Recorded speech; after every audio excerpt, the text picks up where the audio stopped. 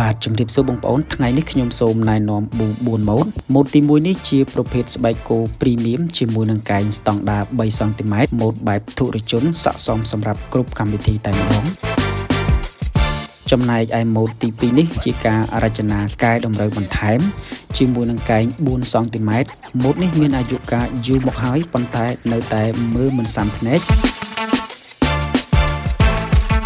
រវាងប៊ូទាំងពីរម៉ូតនេះគឺការលេងស្បែកស្មើមិនមានផ្នែកបត់និងការលេងដេញទឹករលកនៅលើខ្នងនេះបន្តិចហើយផ្នែកខាងក្រោយវិញគឺខុសគ្នាត្រង់កម្ពស់កែង4សង់ទីម៉ែត្រនិង3សង់ទីម៉ែត្រខណៈដែលម៉ូតឆ្នៃមកក្រោយនេះគឺយើងធ្វើឲ្យស្បែកខ្ពស់បន្តិចសម្រាប់កប៉ុងលើកកម្ពស់នៅខាងក្នុងចំណែកឯប៊ូម៉ូតអត់ខ្សែនេះវិញត្រូវបានជ្រើសរើសស្បែកគោដែលមានគុណភាពកាន់តែល្អជាមួយនឹងការកែតម្រូវស្បែកនៅខាងលើនេះឲ្យខ្ពស់បន្តិចសម្រាប់បងប្អូនដាក់កែងកលនៅខាងក្នុងកាត់បន្ថយការជឿជើងនិងដើម្បីលើកកម្ពស់ហើយនេះគឺជាម៉ូតអត់ខ្សែដែលទទួលបានការគាំទ្រច្រើនជាមួយនឹងប្រភេទស្បែកគោទុនស្រពាក់បាតកៅស៊ូគុណភាពល្អកាច់ពុតមិនបាក់ដើរលើការ៉ូមិនរអិលជាពិសេសនោះគឺប្រើមិនចាំបាច់ដេរធានាមិនហើបបាតជាប្រភេទប៊ូស័ក្តិសមសម្រាប់កម្មវិធីផ្លូវការនិងកម្មវិធីជប់លៀងផ្សេង